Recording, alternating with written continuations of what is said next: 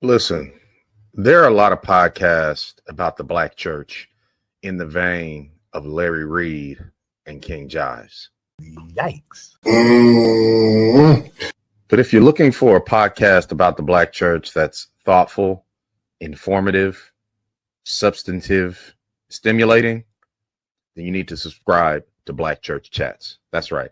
I need you to hit that subscribe button and then also hit the notification bell so that you'll know every time we go live.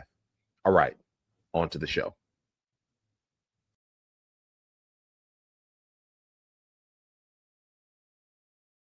What's up, everybody? Welcome to Black Church Chats. I am your host, Pastor Isaiah.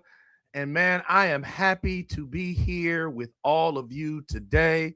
I see my brother, my friend and brother, Rick Barboa. He's already in the chat section. What's up, Rick? Good to see you, man. Good to see you. Grace and peace. Grace and peace to Crimson Hulk as well. Good to see you.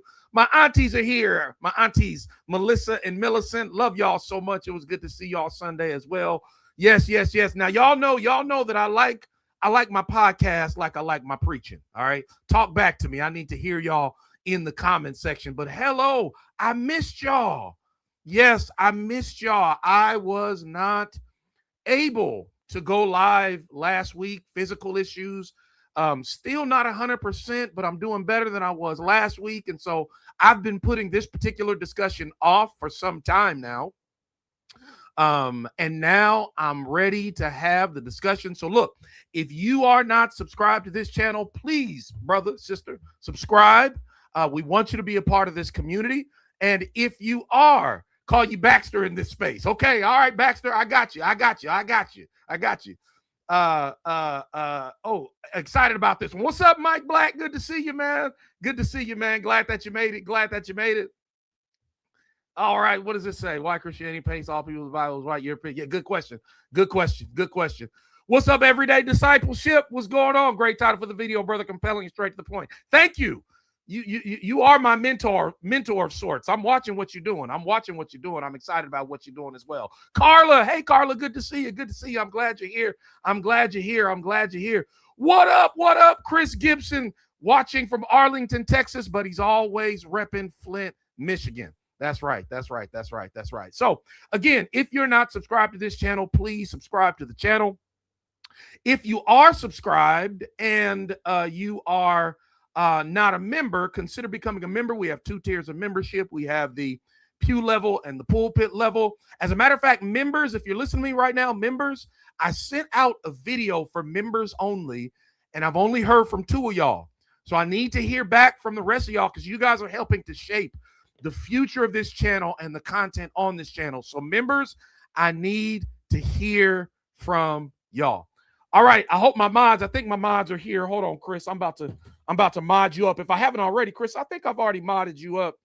Let me make sure. Hold on one second. I'm gonna mod you up if I haven't already.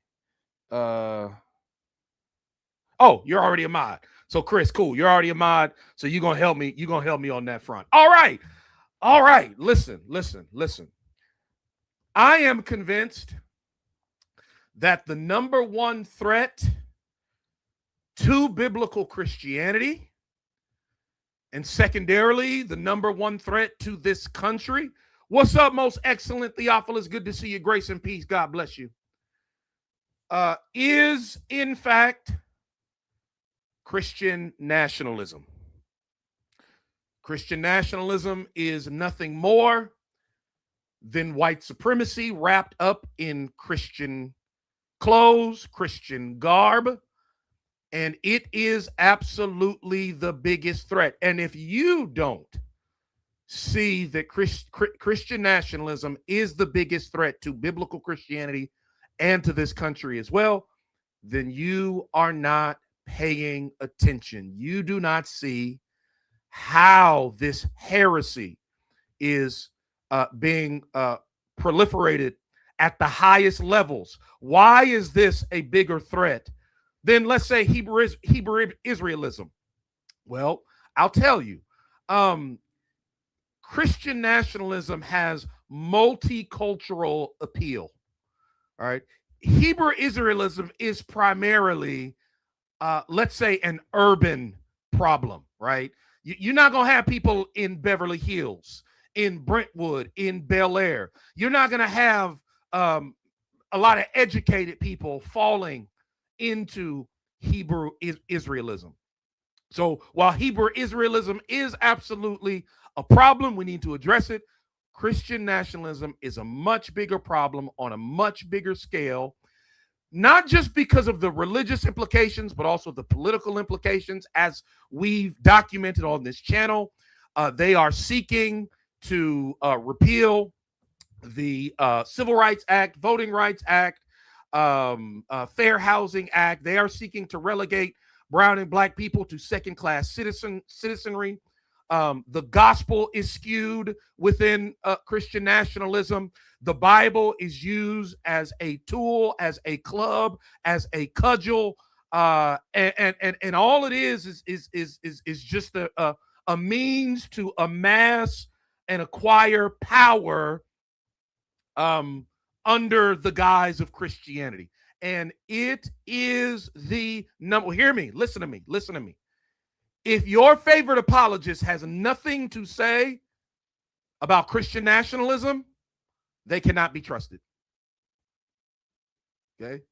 If your favorite polemicist has nothing to say about Christian nationalism, tune out. Because it's almost like having nothing to say to about Mormonism in the 90s. It's almost like having nothing to say to the Jehovah's Witness organization in the late 80s as these heresies were spreading within this country.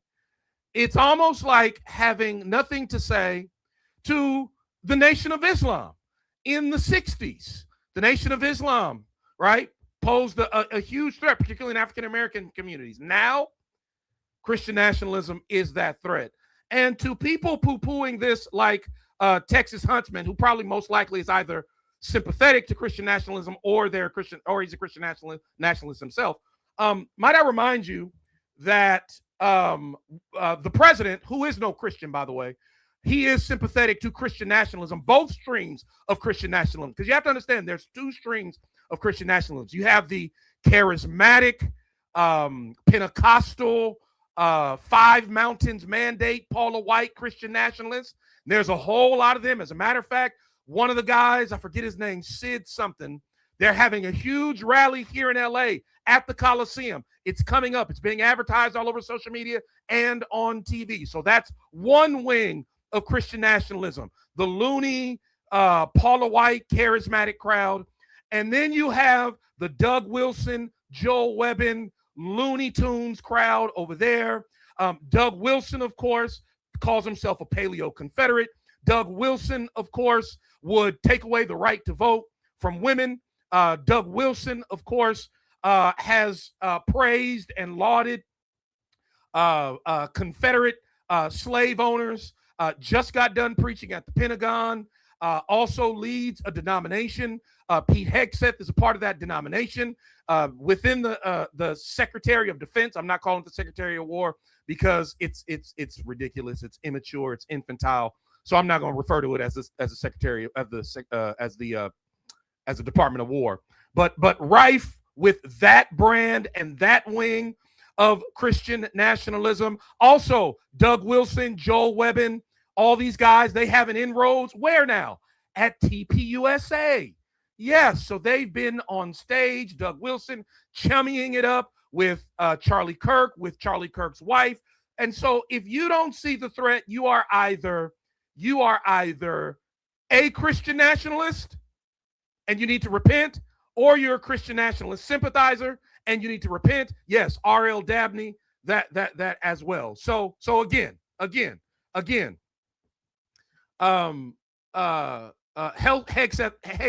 himself is a self-acclaimed Christian nationalist. Look at this. That's right. Doug Wilson always brings up R.L. Dabney. Yes, paleo Confederate. It's a ridiculous term. I don't have time to go into it today. Yes, Carla says that's because Christian nationalism has always been what they subscribe to, even if it didn't have a name. Yes, yes. So this has always been around. It's just resurgent. This has been around since the inception of this country. And so today we are talking about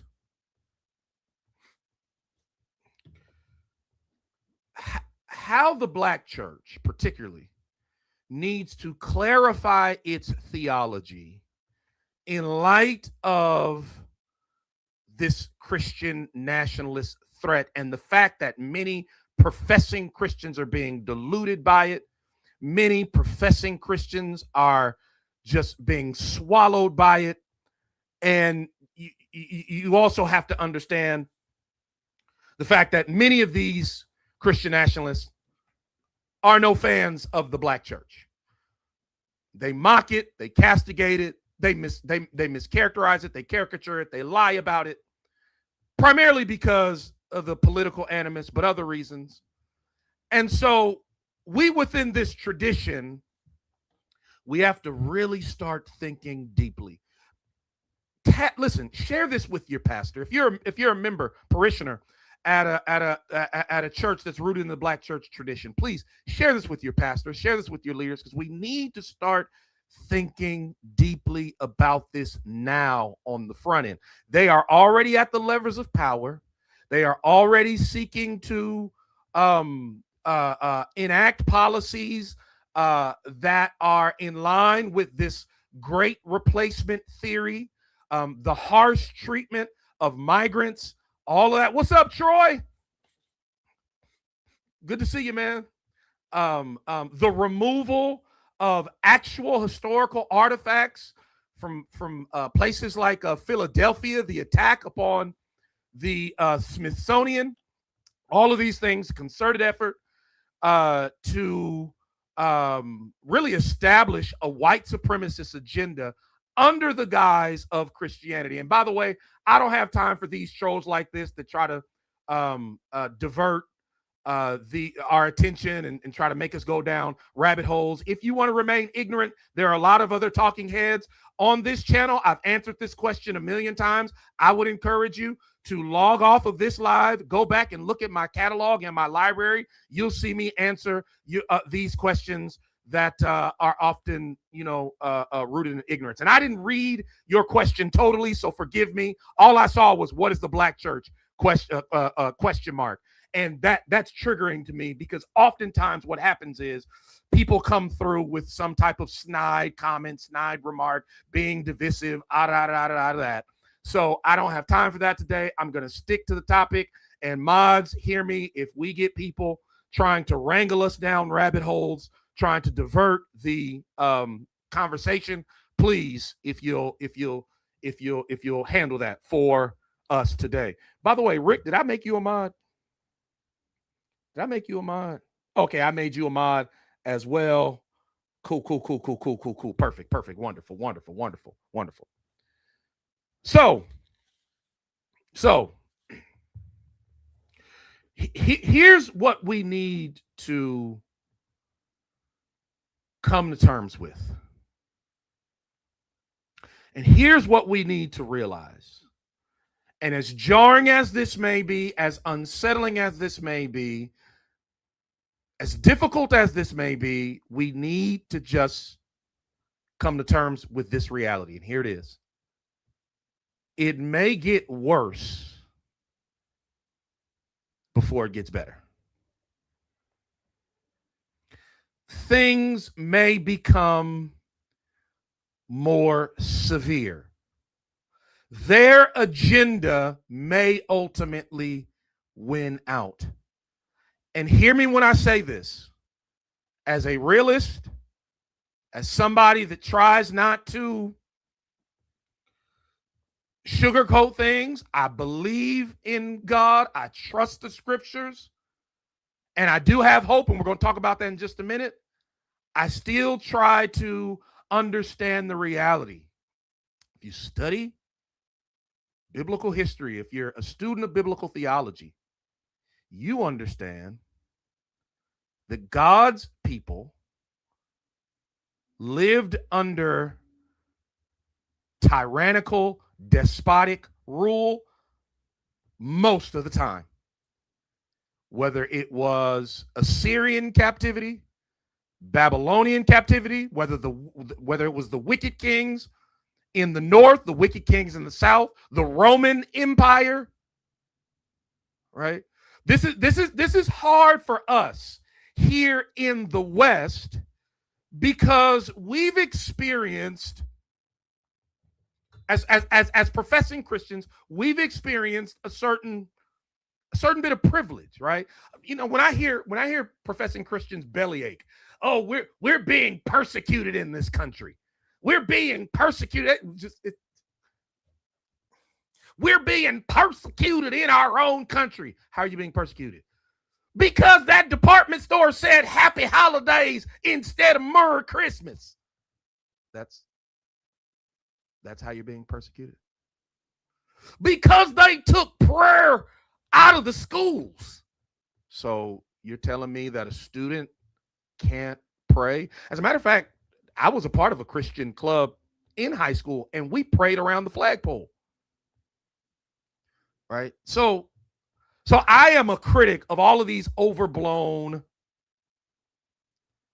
assessments of Christian persecution in America, particularly. We have enjoyed safety, security within this country, the ability to open up our doors and to worship without living under the threat of having our 501c3 statuses taken away, being forced to comply with certain political mandates that do not put in view the well-being of people, but actually push an agenda of a particular political party. We have enjoyed, by and large, peace and safety as professing Christians in this country. Now, I say that knowing the history of the Black church and knowing that the Black church was the first persecuted church in this country. So I understand the history. I'm not ignorant of how Black people were forbidden from gathering and worshiping. And it's not lost on me that Black people were hung for having secret and unmonitored worship services, and they were beaten and they were abused for gathering in a clandestine way. I understand that, right? But I'd say since the civil rights movement, for the most part, we, even as a Black church, we've enjoyed peace, safety, and comfort as professing Christians in this country. That all could change. That all could change. This president jokingly, and I'm one that when this president speaks in jest, I listen, I lean in, because I've learned that he's often telling the truth, even though he's laughing afterwards. At the prayer breakfast, he stood up and he gave a speech, and he talked about how they are repealing the Johnson Amendment. Lyndon Baines Johnson put this amendment that was hostile to houses of worship, things of that nature. And he talked about how they were repealing it and things of that nature. I played the clip on here before.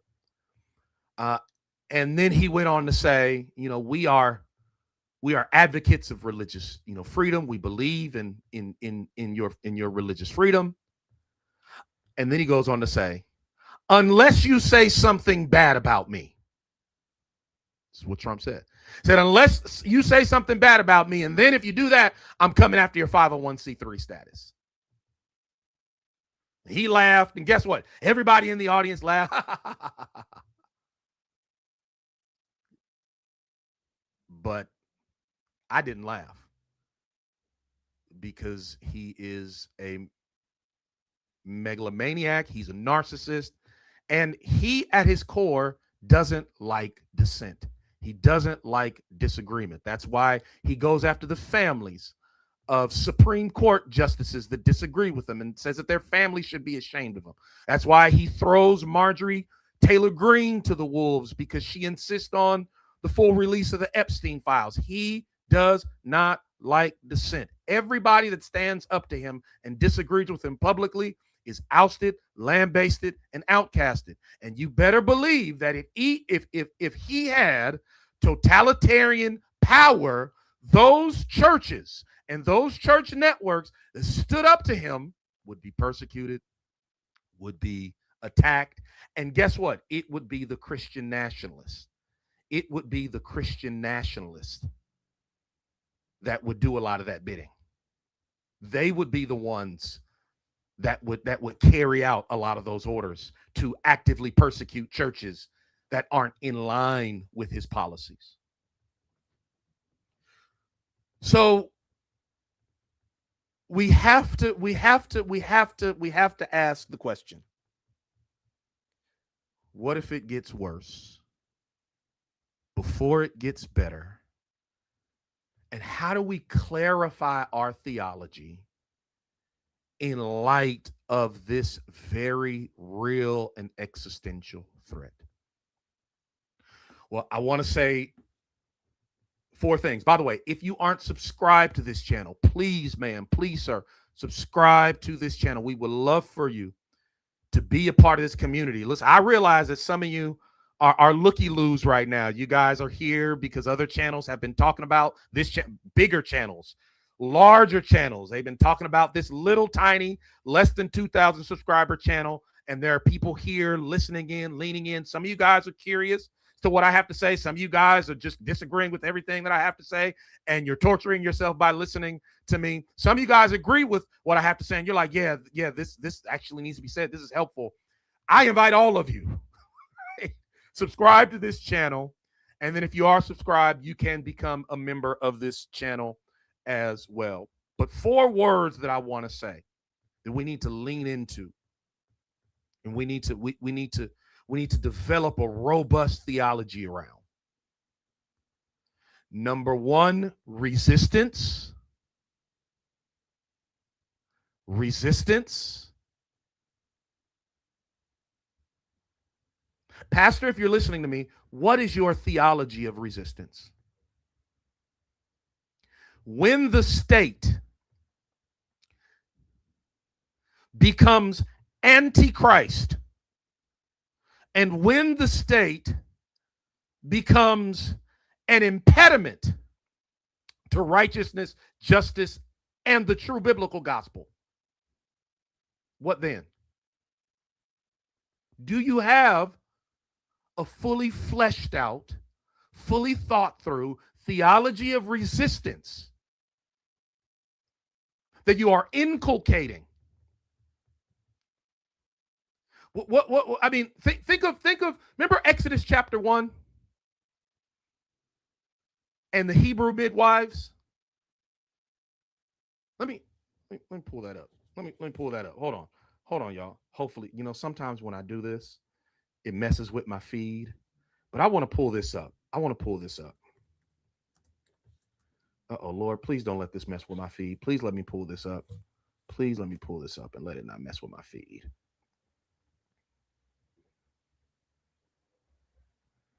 So my brother Rick, salute to my friend, Rick. Honestly, you should have been on here with me, Doc. Follow Rick, and I'm not just saying that because he blessed the channel with the super chat. I'm also saying that because he is a voice of moral clarity. He is someone that is shedding light upon this. He's producing phenomenal content, phenomenal resources in this vein. And if you are not following Rick Barboa, you are man, you're selling yourself short. I should have had you on here with me, Doc. Next time I do some on Christian nationalism, which will be soon, because I'm committed to beating this drum until the threat is over, or at least it subsides a bit. So back to Exodus chapter 1. Listen to this. Listen to this. Listen to this. In Exodus chapter 1. So I got my phone open here. I want to make sure that this, because sometimes when I toggle between tabs, it messes with the feed. So Lord, please don't let it mess with the feed. But Exodus 1, listen to this. Starting in verse 15. Then the king of Egypt. So let's stop right there. This is an edict coming from the totalitarian leader, the king of Egypt, Pharaoh.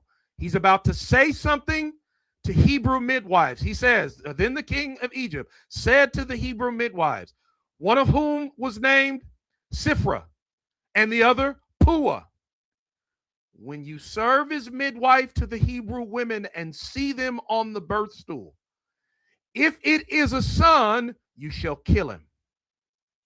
But if it is a daughter, she shall live. Again, this is coming from the king, the undisputed leader of Egypt, giving this edict, giving this command. Within the territory, he oversees and rules.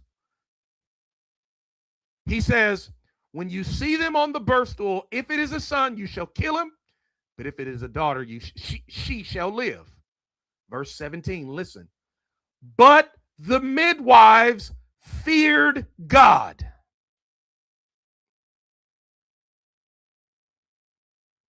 Did y'all hear that? We need to begin to flesh out resistance as worship. Resistance that's not just motivated out of self-preservation, although that's important. Resistance that's not just motivated out of political expediency, but resistance that's rooted in worship. They feared God, the Hebrew midwives, and they did not do as the king of Egypt commanded them. Let me say this. A lot of these professing Christians, they are going along with a lot of this, the wicked, evil policies, agendas of this current administration, because they just don't fear God at the root. Their love of power is deeper than their professed fear of God. And so when you don't fear God, you'll support horrible, barbaric, awful policies. You'll champion those that enact these policies. They feared God and did not do as the king of Egypt commanded them, but let the male children live. I can go on and on and on, whether it's Daniel and Shadrach, Meshach, and Abednego, whether it's Peter and John, who continue to preach in the name of Jesus, even though the governmental forces, the governmental powers are forbidding it. I can go on and on and on. When you actually fear God. What's up, my brother? My brother Sean Jackson is in the building. Good to see you, Doc. When you actually fear God, that fear of God will make you resist unjust, ungodly, irreligious, and unrighteous policies, no matter who they come from. This edict came from the king of all the land. And these lowly Hebrew midwives, remember, these are enslaved people. And they could have easily said, you know what? Hey, this is our opportunity to curry favor with the king. This is our opportunity to get on the king's good graces. They refused because their fear of God was greater than their fear of man. And that is what led them to resist. So number one, we are going to really have to think through a theology of resistance. What does it look like for a local church together to resist corrupt, unjust, unrighteous power? How do we establish our witness as believers in Jesus in a society that is calling good evil and evil good? And how do we do that even at the risk of losing 501c3, doors being shut down, being labeled as heretics, race idolaters, all sorts of stuff, or worse? So we've got to think through, number one, a theology of resistance. Number two, we also have to think through a theology of dignity. A theology of dignity in an age and an era where people, by their political leaders publicly, are being dehumanized. And professing Christians, they are not crying out. They are actually applauding the dehumanization, agreeing with the dehumanization, supporting those that dehumanize. When the sitting president of the United States, when he refers to a whole community of people, whether you agree with them or not, whether they worship like you or not, whether they look like you or not, when he refers to this entire group of people as garbage, you know where the loudest pushback should come? From Christians. When he refers to migrants, even those of the criminal element, as animals, Christians should be the loudest to push back. But this stuff is being normalized. They're eating cats and dogs. They're garbage. They're animals. And you have professing Christians. So we have to really think through a theology of dignity.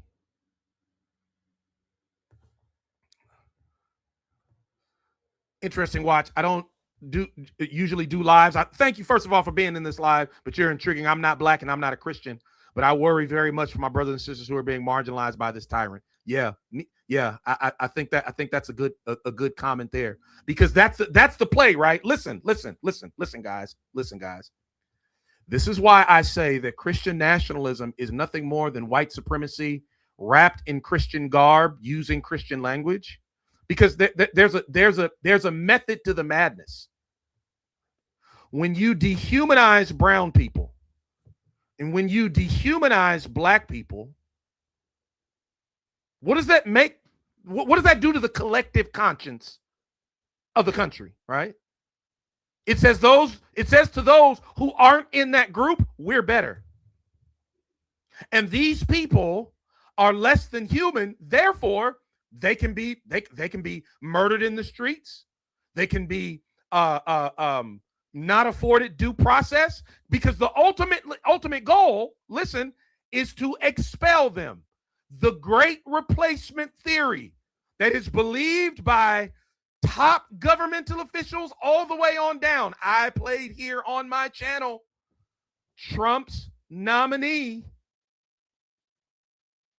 for Assistant Secretary of State, who believes in the great replacement theory. White people are being replaced. Quote unquote, white culture is being replaced. So what is the ultimate goal? It's not to glorify Jesus.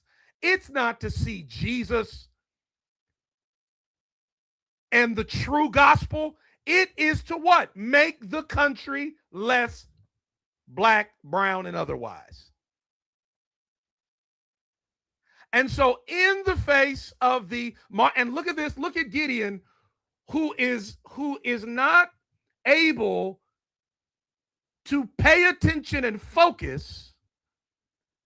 So he has to try to divert the conversation away to a completely other issue, because he's most likely feeling uncomfortable by the conversation, because he is either a Christian nationalist or he's sympathetic to Christian nationalism. So he's part of that professing Christian group that is actively marginalizing and actively attempting to unravel the dignity of actual image bearers. So he has to shift attention. He has to shift focus, because that's how he keeps from looking in the own mirror and looking in his own mirror and repenting. He has to. Well, what about black people? We are talking about you, sir. We are talking about you. Stop deflecting. And if you can't stop deflecting, then leave, or else we'll boot you. All right. Furthermore, again, these are probably Corey's people. Let me tell you, Corey's people, they have not been taught to follow logic. They have not been taught to follow arguments. They have not been taught to think deeply, right? They've been taught to listen to whatever Corey has to say. So that's why they're unable to actually follow what I'm saying, and they refer to red herrings, and they try to get you to go down rabbit holes, because they're on a platform where these things aren't addressed, and if they are, they're not addressed critically, thoughtfully, or logically. But I digress. Thank you. See you, Rick. Love you, man. Appreciate you, man. All right. I need my mods to I don't want to have to focus on this stuff. I need my mods to address this stuff. So mods, if you'll do that, it'll be greatly appreciated. All right. Okay. So a theology of dignity. We're going to have to think through in our churches, particularly within black churches. We're going to have to think through, what does it mean to help people understand that regardless of what they're saying in Washington, regardless of what they're saying halls of Congress, every human being has been created in the Imago Dei, including black people. And what does it mean to lean in to the doctrine of the Imago Dei while we're living during a time where that doctrine is being defaced by professing Christians? And how can we ensure that people are not losing dignity, allowing themselves to be undignified because the talking heads out there, they've launched an anti-Imago Dei campaign, and that campaign is being supported currently by professing Christians. We within our churches are going to have to grapple with, listen. The cross of Jesus Christ reinforces the dignity we have as human beings, but that's not where it started. Human dignity doesn't start at the cross. This is something that a lot of, a lot of these bloodthirsty professing Christians don't understand. Make them Christian and then we'll be nice to them. Human dignity doesn't start at the foot of the cross. Human dignity starts at creation. When God says, let us make man in our own image. That's where human dignity starts. It starts at creation, and it's reaffirmed at the cross. My mom number 2 is here. Hey, mom number 2. Love you so much, y'all. This is my second mama here. And listen, my second mama, she loves me so much. She's going to say whatever I do is interesting, y'all. And I love you. I love you back, mom, too. Love you. All right. So we're going to have to think through a theology of resistance a theology of dignity, the next thing that we're going to have to think through, y'all, and that we're going to have to flesh out is a real, vibrant, clear theology of suffering.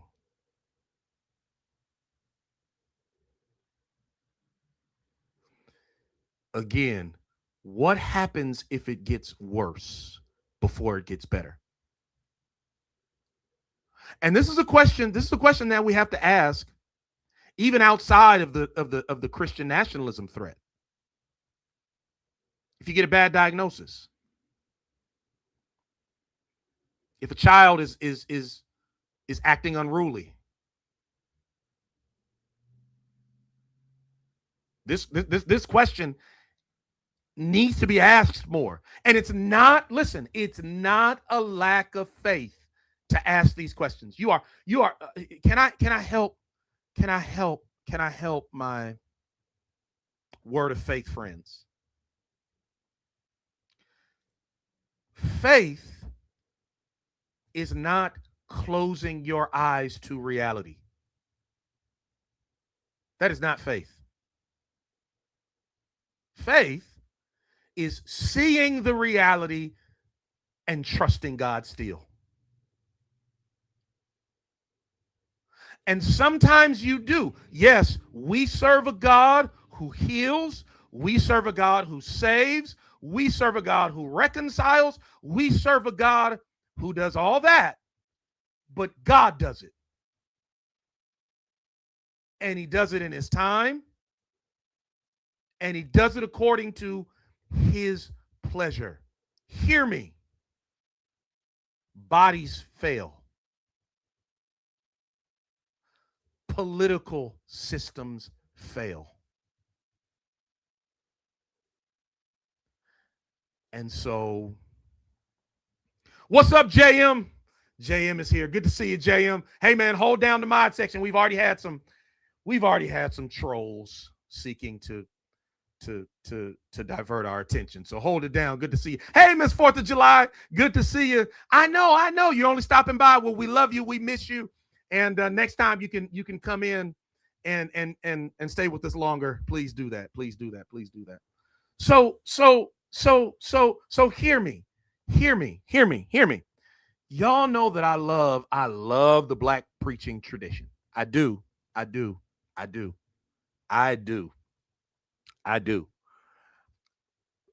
But sometimes we have to stop and we have to ask ourselves, have we really prepared our people to suffer well and suffer for the long haul? Right? Because, yeah, you'll hear a lot of messages on suffering within the Black church context. You will. But what tends to happen is, toward the end of the message, right, everything gets worked out, right? Weeping may endure for the night, but joy, what does it do? It comes in the morning. And what we often do, we'll say, your morning is going to happen soon. Morning is coming. Touch your neighbor. Morning is coming, right? Or we'll use Jeremiah 29:11. And what we tend to do is like talk about the suffering and then promise immediate relief. Now, what I often do, because I love weeping may endure for the night, but joy comes in the morning.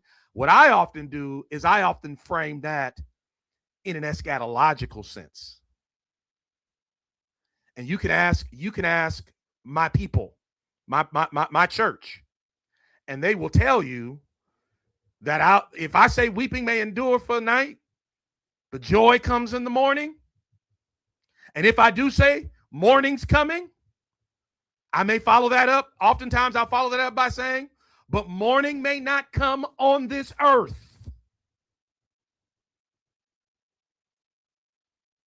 Morning may come on that great getting up day when Jesus cracks the sky and we are laying at his feet. Okay. I often frame it in an eschatological sense because what I want my church to do and what you should want your church to do, particularly in these uncertain times, is to think through suffering as discipleship rather than suffering as inconvenience.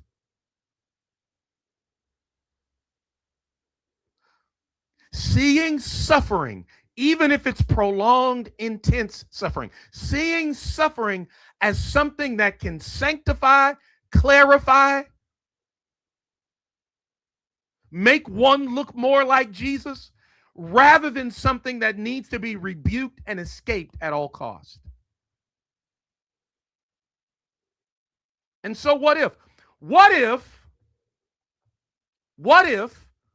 they find a way, and it's already been introduced by a guy named Representative Ogles, to amend the Constitution, to allow a president to serve more than 2 terms.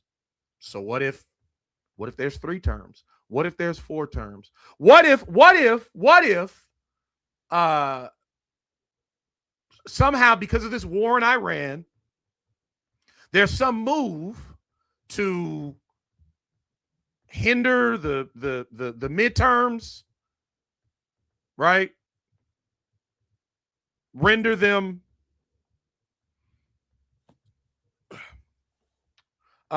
as unable to be had. And what if power is amassed and these Christian nationalists achieve their aims? And make no mistake about it, when you ask Doug Wilson, when was America great? It was in the early 1950s, prior to 1954. Think about what it was like in 1954 for Black people, particularly in the South, also in the North as well, but in the South. Okay. If they are actively going after the Civil Rights Act, the Voting Rights Act, Fair Housing Act, they are propping up figures like Booker T. Washington. And make no mistake, thanks James, appreciate you, man. Thank you. Good, glad you're here. Yes, so much. By the way, CREC is the denomination that Doug Wilson leads, wildly influential denomination right now in DC. Hegseth is a part of the denomination. A lot of their leaders, they are part of the Secretary of Defense in terms of the faith wing of it. They are having huge influence right now, the CREC. I digress. What was I saying? This is what happens when I lose track of thought. Yeah, I forgot what I was saying. Y'all remind me what some believe America was great before the 1850s. Yeah. So the figure that they are upholding, as a matter of fact, a big, huge banner of Booker T. Washington was just displayed, I think, at the Department of Justice building. And you have to ask yourself, why Booker T. Washington? Now, I do not believe that Booker T. Washington was a coon or a race traitor. You have some hardliners out there, right? They did like Booker T. Just bad. I don't. Was he an accommodationist? Yes. But did he have some good things to say about Black self-determination and about Black business and the need for us to stop relying on the government to solve our problems and we solve our own problems? Yes. He did that. And On a lot of that, I say amen. So let's not caricature Booker T. Washington, and let's not hand Booker T. Washington completely over to the white supremacists. Because the reason why the white supremacists like Booker T. Washington is because he was an accommodationist.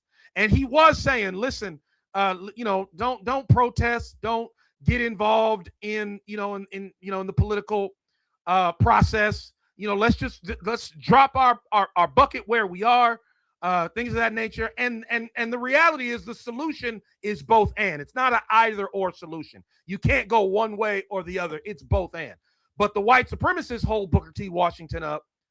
They like him because he was an accommodationist. And they point to him and they say, see, you need to be more like him, and you need to just let us do whatever we want to do, and you need to just not worry about what's happening. And if the vote is taken away, who cares? You need to not, right? That's why they hold him up. Make no mistake about it, that's the type of country that Christian nationalists would like to live in. Right? Which is the whole dog whistle behind Make America Great Again. And so I said all that to say, this is why we need a fully fleshed out, fully thought through theology of suffering. Because what happens if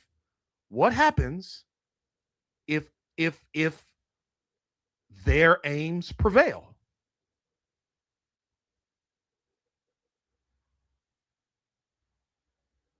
What happens? What happens if Black people are marginalized again and this country enacts something similar, not the same as, but something similar to Jim Crow? What happens? Well, guess what's not going to work in that climate? Name it, claim it, blab it, grab it. Where there's an active caste system, you're not going to be able to name it, claim it, blab it, grab it. So we have to think through what it looks like to suffer well when the entire political establishment is opposed. Because our ancestors knew it, right? When they were being trotted out and hung because they were having secret clandestine worship services. Our ancestors knew about it. Okay, they were persecuted. They received lashes because they wanted to worship God outside of the gaze of the overseer and master. We in the 21st century, particularly, but toward the middle end of the 20th, we don't know it like that. We don't know that type of persecution. We don't know what it's like to have the entire political establishment against us as a sort of conglomerate or confederate of local churches. We're going to have to think through what it looks like. What it looks like. So theology of resistance, theology of dignity, theology of suffering. These are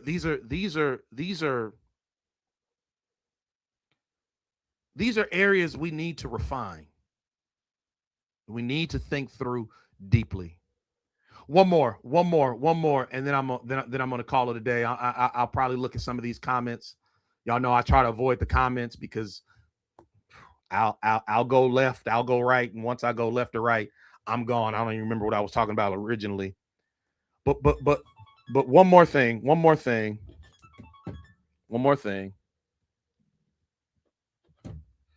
We really need to think through a theology of hope. A theology of hope. And I'm not talking about wooden, artificial, superficial, westernized American Christianity hope. It's not what I'm talking about. I'm not talking about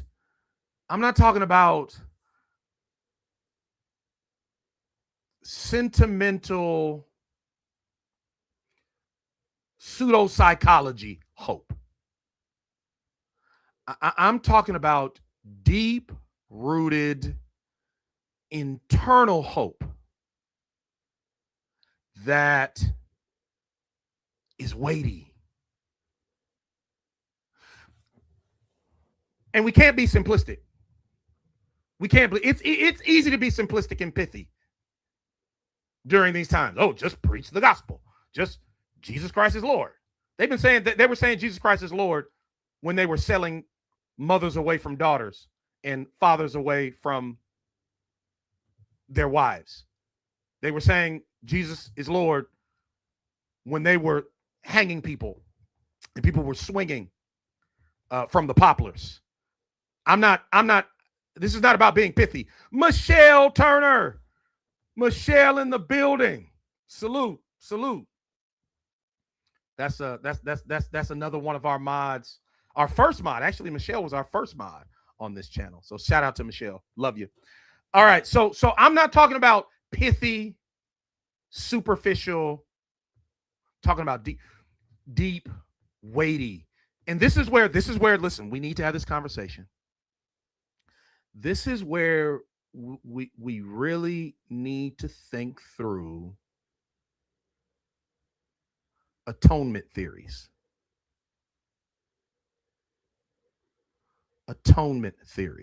Now, let me clarify. Much to the chagrin of some of you, but probably to the agreement of most of you, I believe in penal substitutionary atonement. Okay? I believe that he who knew no sin became sin so that we could become the righteousness of God. I believe in imputation of Christ's righteousness onto the sinner that repents and trusts in Jesus alone. So hear me when I say I believe in penal substitutionary atonement. But you do know that there are other theories out there. Other theories of atonement out there that we may not need to embrace wholeheartedly,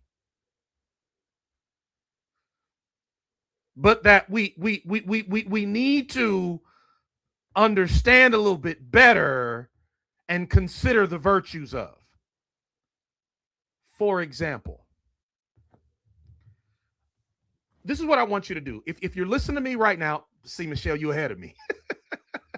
If you're listening to me right now and you've never heard of the Christus Victor theory of atonement, please, whether you agree with me, whether you don't, whether you like me, whether you don't, if you've never heard of this theory, research it. Because what's emphasized in this theory of atonement is, as it mentions, Christus Victor, the utter vanquishing of all of the cosmic enemies arrayed against our Savior. The same cosmic enemies that plotted against him, schemed against him, and ultimately influenced people that led to his crucifixion. The resurrection is a triumphant slam dunk. Those of you that love basketball, you guys will appreciate this reference. I used to be a huge basketball fan, not as much anymore. Football has surpassed basketball by far. I am a football man now, but I used to love basketball, and I used to particularly love pictures. I used to collect cards, and I used to love pictures of like defenders just getting dunked on, like nasty dunks, like two defenders would go up and they would try to defend against the dunk, and then somebody like Shaq. Who are the great dunkers back in the 90s and the 80s? Somebody like Dominique Wilkins, right? Somebody like Michael Jordan, just going up and just boom, and then they capture the picture at that moment. I used to love those type of cards and posters. I used to have those posters all around my room. I'm a Laker fan, and so Kareem was a skyhook guy, but when Shaq came in, you better believe it, he used to posterize a lot of people, right? And those images just reflect this just domination, just utter domination of the defender, right? Sean Kemp, that's right, Sean Kemp. And so when you think of the Christus Victor theory of atonement, you're just imagine, right? At the resurrection, right? Jesus gets up on that third day, right? And the hounds of hell, right? They tried their best to keep him from his goal, so much so that they arrayed themselves in front of him to prevent him from getting up on that Sunday morning. But what did he do? Early Sunday morning, he got up with all power in his hand. Now, within the Black church tradition, particularly the Black church preaching tradition, that particularly Black Baptist churches, right? That's the way you close a sermon, Doc. Early. If you grew up in a missionary Baptist church, you know what I'm talking about, right? But I don't think we spend time really fleshing out the implications of the resurrection and the utter humiliation the enemy endured, the utter victory Christ achieved in the face of his enemies. Book of Colossians tells us that Christ made an open spectacle. All right. How does this relate to the proliferation of Christian nationalism and the reality that it may get worse before it gets better? Well, here's how. We are not wrestling ultimately against flesh and blood. But there are very real powers and principalities. Listen, racism and white supremacy, that stronghold, this is why you get so much pushback when you go after it, because it is a historic, can't say ancient because our country is not really ancient, but it is a historic stronghold within this country that a lot of people are behind. Some of them, they're behind this stronghold, they're behind this fortress, and that's what a stronghold is. A stronghold is a fortress. It's almost like a prison behind which people languish, and they waste away behind this idea or this ideology or this demonic way of believing or thinking. It is absolutely, white supremacy and racism is absolutely a looming large demonic stronghold in this country behind which many people languish. And when you go at it, when you attack it, you better believe that all of the hounds of hell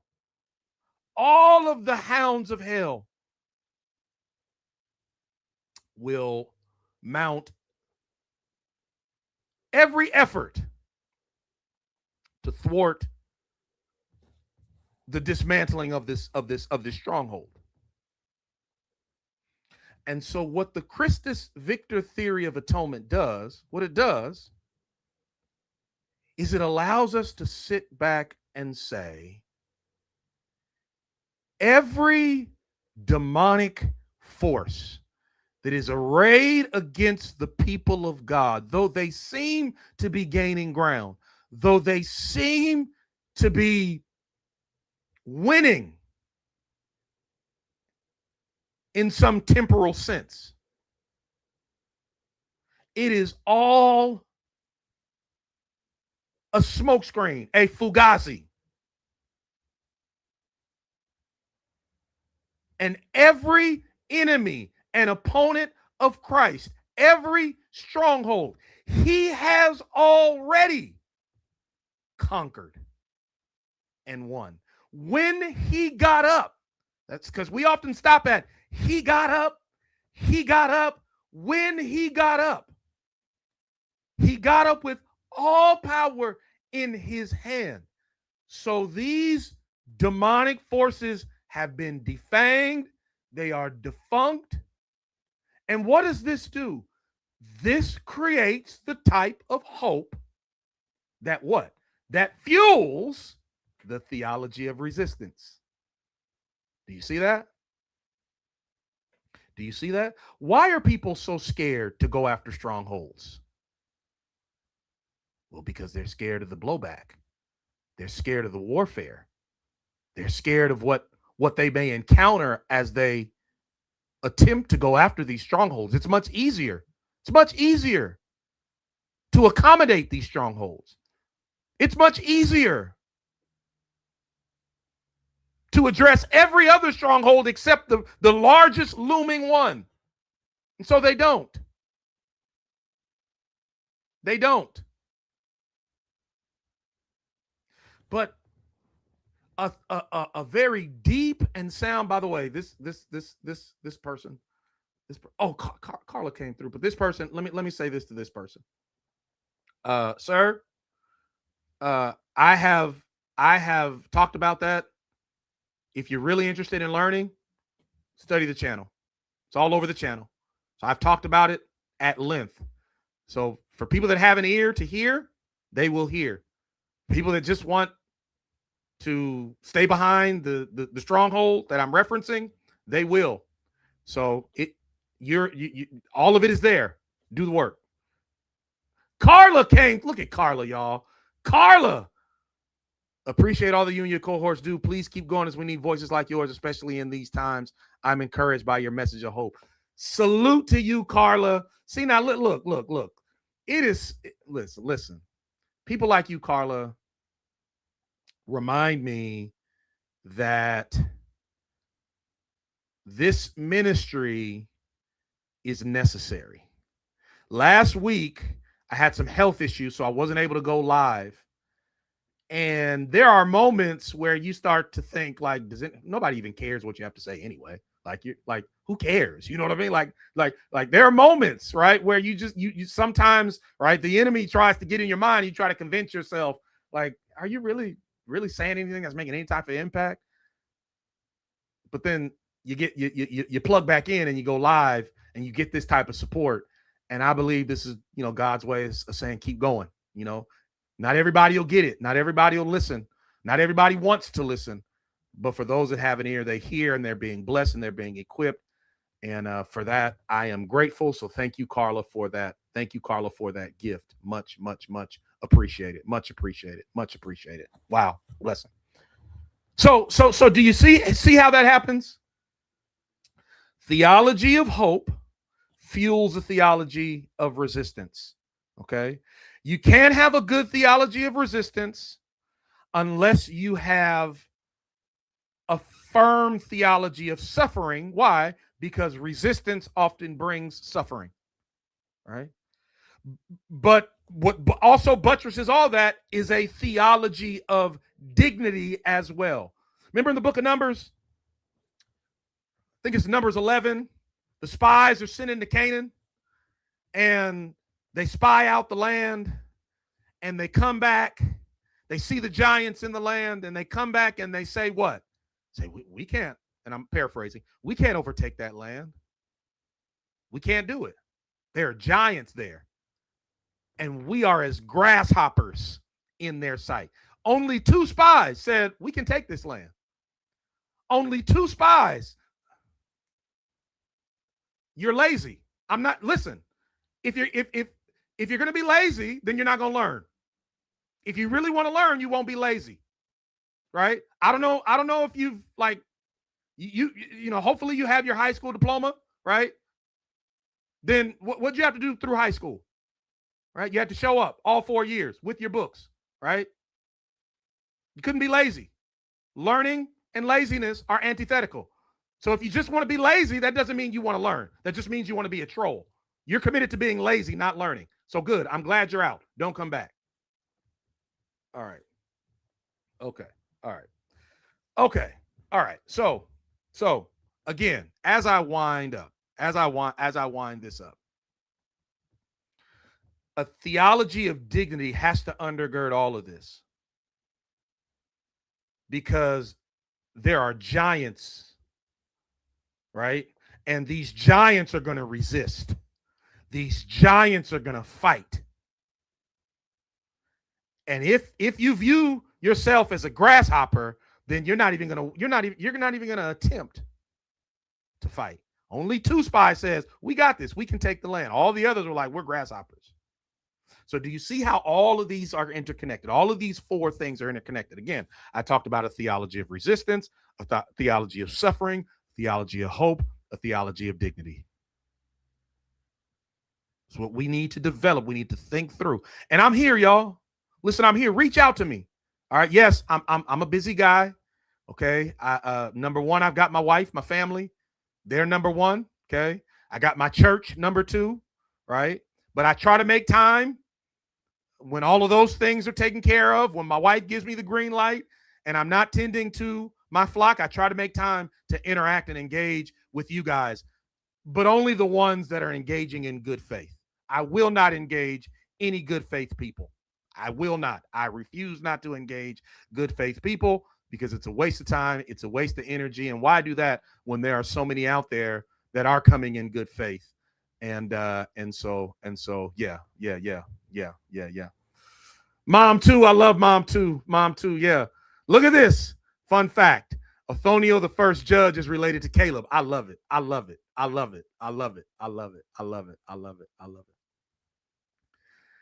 So listen, y'all, that's my spiel today. We're about 18 minutes after the hour. I appreciate you guys being on.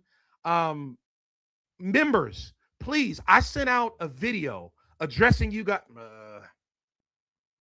I sent out a video addressing you guys directly because I want some suggestions, recommendations for topics. So drop those.